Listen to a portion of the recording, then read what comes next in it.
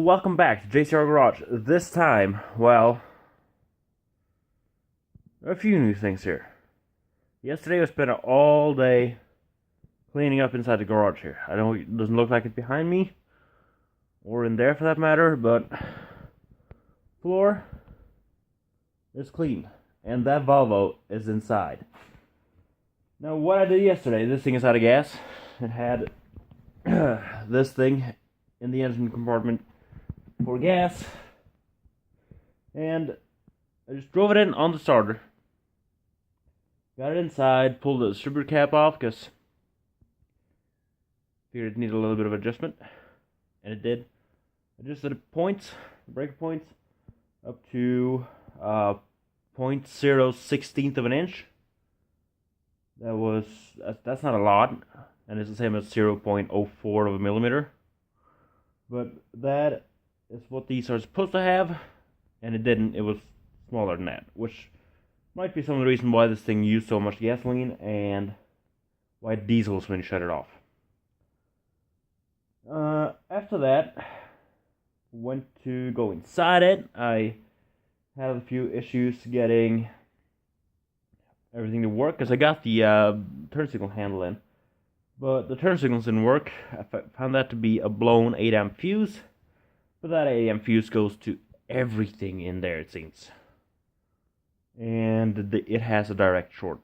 Because as soon as you put that fuse in, turn the ignition on, it cuts it. So I'll need to find out what that problem is. Now, you have seen I pulled the door off. The old door is sitting down there. It has a massive dent in it, and you can see the mounts for where you bolt it to the car. They have bent compared to the old door. Might actually have to drill a few holes in that new door. Yeah, they're not exactly the same, but they are close enough. They're both a 240. One door is from 75. The other one's from 83. So yeah. Did that, pulled the seats out because someone had, put the driver's seat in the passenger side and the passenger seat in the driver's side. Most likely due to that down there. A bit worn. It actually looks like it's been sat apart too.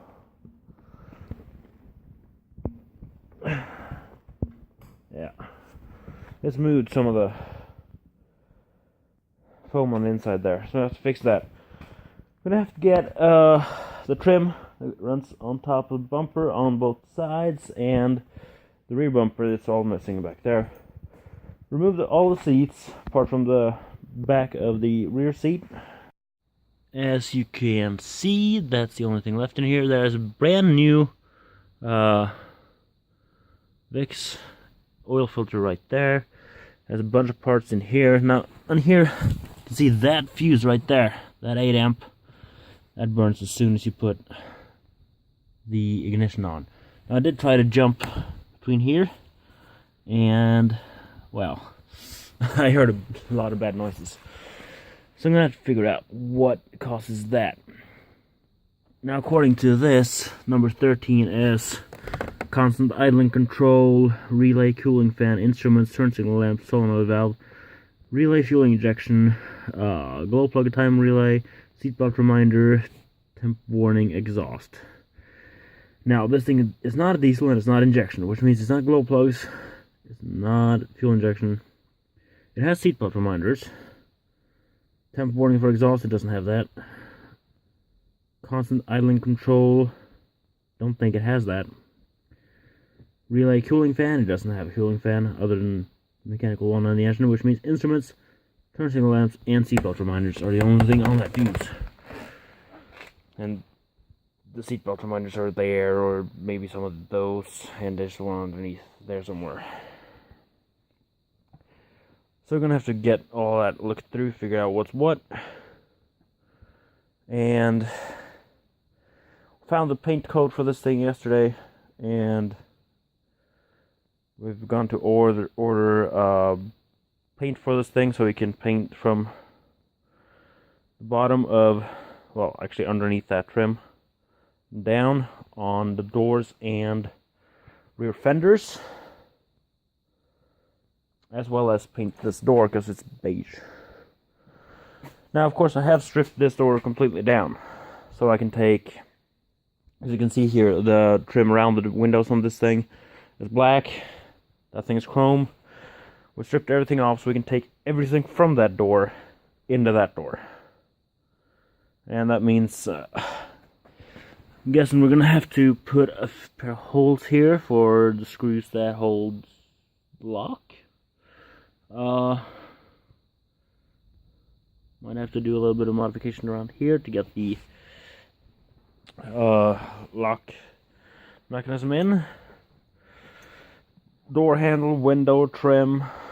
The black one that runs there is a bit bent, but I'm gonna have to fix that. And of course, door card, interior handles, window crank, and everything.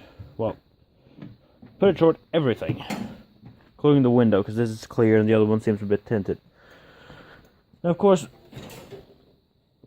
over here is the damage to the driver door. This is why we're replacing it. Of course, you know, I could try to straighten it out, but I know this is an 83 Volvo, which means the bar inside the door there, it's the one you see going, but it hasn't, it just hit the bar. Oh, cool. Alright, well, that means it's a bit easier, but you can see this is bent. This is supposed to be flat. So yeah, there's a lot of straightening up to do in this general area. So we're not going to do that. This is probably just going to end up getting, you know, scrap. Could be good for some weld parts, for something. It doesn't have a lot of rust underneath it. Well, that is what's going on with this 240. Of course, I never really given you an introduction to this car, but it's been sitting here all summer. This is a B23A engine. It has a Stromberg carburetor, pretty much the same engine as any other 240 engine, apart from the old push-rod ones. This has timing belt up here, overhead cam. Yeah, the same layout as any old red block Volvo. It's the same as B21A, the Ks, the B230F, the FK, the FT, the, yeah, everything. Now this is oh, I just realized this is a 240. And if you've watched this channel for long enough, you know that once upon a time, a couple of years ago, I had a turbo shoved into the engine bay of my Escort. It was from one of these. It was a 240 turbo. From a, probably an ET engine. Because the T stands for turbo and E is the engine family, not family, engine type. They have various, they just change one letter for every change they do to the engine, pretty much. So you have the K, that's the carburetor one, the A is the carburetor one, the F is the injection, FK, low pressure turbo, FT is high pressure turbo, ET is the carbureted turbo. I think it's carbureted. It's the 240 turbo thing. I think it's carbureted turbo. And the FB and FX and yeah. There's a bunch of letters just added to the back of the same engine name. Like this is a B23A, you add a 0 and you have a B230A. But yeah. But I don't think they had A in the 230. They probably did actually. So yeah, that is what's going on here. There's, like I said, the trim that goes on there. The hole for the tow hook is open underneath there. There's a little bit of rust over here and there, but we're going to paint all of that. Sand it down and paint it. Make the car look nice and respectable. That door is pretty much the worst one. And, well, you can see those stripes. You can probably think that, well, you're not going to get those back on when you have a door without them and paint that door white. We are. Because a Swedish cheap cars and like spare time kind of store, sporting goods, not sporting goods, but you know, everything kind of store, has these exact stripes in a 10-meter roll of stickers.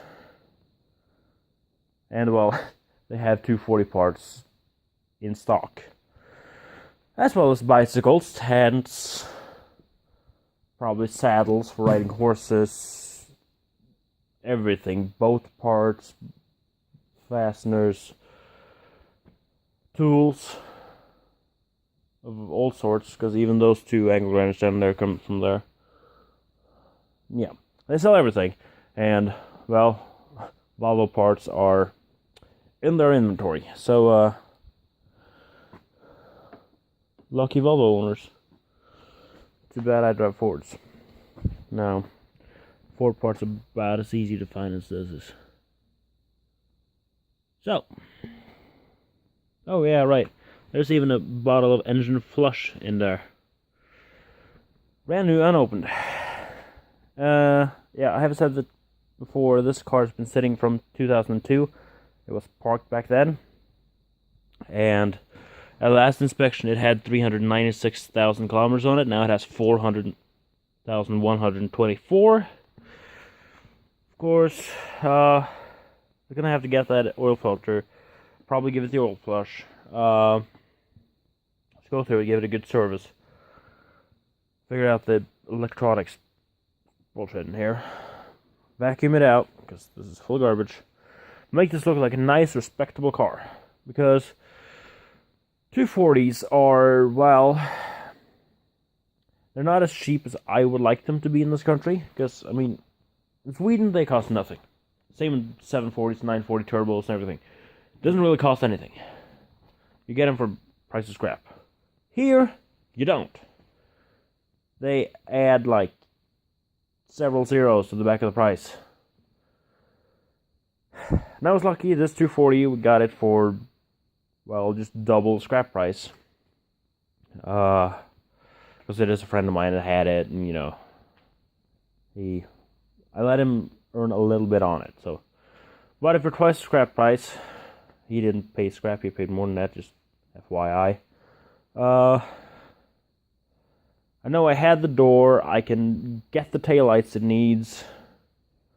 The indicator handle, I have that in there because I pulled it out of the car I scrapped a couple of days ago. And, well, engine is just carburetor, I can give that a tune-up with my eyes closed.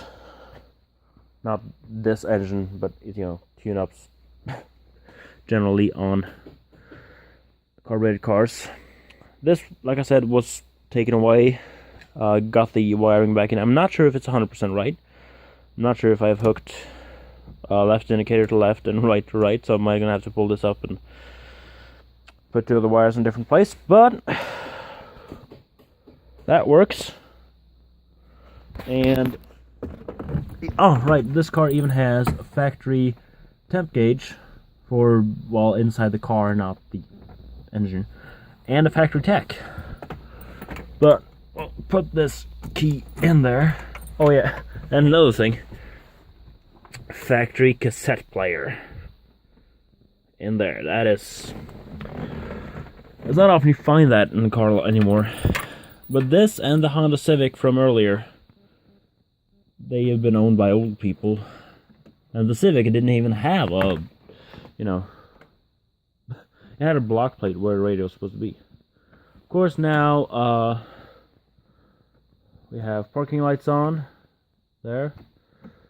That is dipped beams, well, and that is high beams, and it all works, which is the amazing part. Now, like I said, you know, the ignition's on now. Those two at least should be lighting up. They aren't. So, if I go into my back pocket and get my ever-trusty multi-tool, made in, is it Portland, Oregon? Yep, it is. If you know anything about multi-tools, you know which one it is. And if I then go down here, because the ignition is on right now, I do like that. You get everything on. Even the temp gauge pops up, because if I do this, it falls back down. Now, if I look for smoke, I will find out where the problem is. At least that's my guess.